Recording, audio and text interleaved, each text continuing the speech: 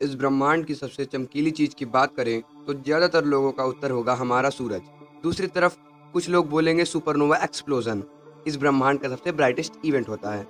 Supernova explosion यानी जब कोई सितारा अपने जीवन काल के अंतिम अवस्था में होता है, तब वह सुपरनोवा एक्सप्लोजन के साथ खत्म हो जाता है। उस गैलेक्सी में जितने भी प्लेनेट और स्टार होते हैं, वहां तक इनकी रोशनी जरूर पहुंचती है। जैसे हमारे गैलेक्सी में मौजूद बीटलगूस तारा आने वाले लाखों सालों में सुपरनोवा एक्सप्लोजन से खत्म हो जाएगा और उसकी रोशनी कई दिनों तक हमारे धरती तक आती रहेगी। तो ये इतना ज़्यादा ब्राइट और पावरफुल होने के बावजूद भी हमारे ब्रह्मांड का सबसे ब्राइटेस्ट ऑब्जेक्ट नहीं है, बल्कि इससे कई गुना ज़्यादा चमकीला होता है गैमा रे बर्स्ट। ये गैमा रे बर्स्ट यानी जीआरबी सुपरनोवा एक्सप्लोजन से काफ़ी ज़्यादा ब्राइट होता है और बस कुछ ही मिनट तक ये अपनी ताकत दिखाती है, लेकिन ये कुछ ही मिनट किसी प्लेनेट को खत्म करने के लिए काफ़ी है। तो यही गैमा रेस हमारे धरती से कई लाइट ईयर दूर फटता है। तो क्या घटना से हम अपने आप को बचा पाएंगे? जब भी मैं गैमा रे की बात करता हूँ तो मुझे मार्वल्स मूवी के हल्क की याद आती है, क्योंकि वो भी तो इसी गैमा रे रेडिएशन से बना था और गैमा रेडिएशन ने उस मामूली इंसान को इतना खतरनाक और पावरफुल बना दिया था। ये तो आप सभी जानते हैं, लेकिन वो तो महज एक मूवी थी। अगर ये हकीकत में हो तो जब भी दो न्यूट्रॉन स्टार आपस में टकराते हैं तो इन दोनों के संघर्ष से उत्पन्न होता है ब्लैक होल, और इसी ब्लैक होल के उत्पन्न होने के बाद निकलता है गैमा रे बर्स्ट। इन गैमा रे के उत्पन्न होने के कई तरीके हैं, जैसे जब कोई ब्लैक होल किसी न्यूट्रॉन के निगल लेता है तब ये गैमा रे उत्पन्न होता है।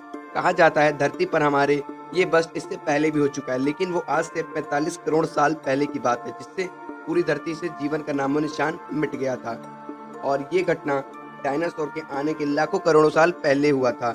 अगर ये गैमा रे बर्स्ट आज के समय में हमारी धरती से टकराता है तो क्या इस बार हम जिंदा बच पाएंगे, या पिछली बार की तरह हमारा सामना नामो निशान सब मिट जाएगा? इसके लिए ये डिपेंड करेगा कि गैमा रे आखिर धरती से कितने किलोमीटर दूरी पर हो रहा है। अगर ये धमाका धरती से 3000 लाइट ईयर दूर होता है तो उस केस में ये उतना भी खतरनाक नहीं होगा। वैसे इतनी दूरी के बावजूद भी गैमा रे के निकलने वाले रेडिएशन हमारे धरती काफ़ी हद तक एब्जॉर्ब कर लेगी, और इस केस में सबसे ज़्यादा खतरा रहेगा वो होगा इंटरनेशनल स्पेस स्टेशन के पास मौजूद ये सैटेलाइट्स। बर्स्ट के कुछ ही सेकंड के अंदर ये सैटेलाइट्स पूरी तरह से ख़राब हो जाएंगे, जिसके चलते पूरी दुनिया का इंटरनेट कनेक्शन भी रुक सकता है। लेकिन इन सैटेलाइट को ठीक करने में उतना भी समय नहीं लगेगा, और जो रेडिएशन हमारे धरती को छूने की कोशिश करेगी उसे धरती का ओजोन लेयर संभाल लेगा। लेकिन अगर यही जीआरबी धरती से 500 लाइट ईयर दूर फटता है तो इसका नतीजा पिछले वाले से काफ़ी अलग और ख़तरनाक होगा। इस बार रेडिएशन की इंटेंसिटी इतनी ज़्यादा होगी कि हमारे ओजोन लेयर को पूरी तरह से नष्ट कर देगी, और बिना ओजोन लेयर के धरती के कुछ 90% पेड़ पौधे ही जल्दी मर जाएंगे, और बिना पेड़ पौधों के धरती में की मात्रा ऑक्सीजन कम हो जाएगी, और बिना ऑक्सीजन के पेड़ पौधों के शाकाहारी जीव या तो भूख से मर जाएंगे या तो ऑक्सीजन के बिना दम घुट के। इंसान भले ही कुछ समय तक खुद को ऑक्सीजन मास्क के थ्रू जिंदा रख पाए, लेकिन सारे ऑक्सीजन सिलेंडर के स्टोरेज खत्म होने के साथ साथ वो ज़्यादा दिन तक नहीं जिंदा बच पाएंगे। अगर ये गैमा रे विस्फोट धरती के आसपास भी होता है तो वो कुछ ही ऐसा होगा जैसे मानो धरती की टक्कर किसी बहुत बड़े एस्टेरॉइड से हुई हो। पहले तो ये हमारे एटमॉस्फेयर को नष्ट कर देगा, और बिना ओजोन लेयर के हम पूरी तरह से यूवी रेस के चपेट में आ जाएंगे, और हमारे स्किन की ऊपरी हिस्सा काफ़ी हद तक जल जाएगा। और इससे पहले ये सोचे कि इतना खतरनाक एटमॉस्फेयर कैसे ठीक करें, तब तक धरती की हालत वीनस यानी शुक्र के जैसा हो जाएगा। गैमा रे में ये अच्छी बात है, अगर हमारी किस्मत अच्छी रही तो हम बच भी सकते हैं। दरअसल गैमा रे की वेवलेंथ काफ़ी शॉर्ट होती है, और इसी के चलते बीप धरती के काफ़ी पास से गुजर सकता है बिना कोई नुकसान पहुंचाए। लेकिन इसमें हमारी किस्मत बहुत ही ज़्यादा अच्छी होनी चाहिए, तभी हम इससे बच सकेंगे। गैमा रे बस इतना खतरनाक होता है कि धरती पर सुनामी, भूकंप और ज्वालामुखी जैसे विस्फोट भी इसके सामने फीका पड़ जाएगा।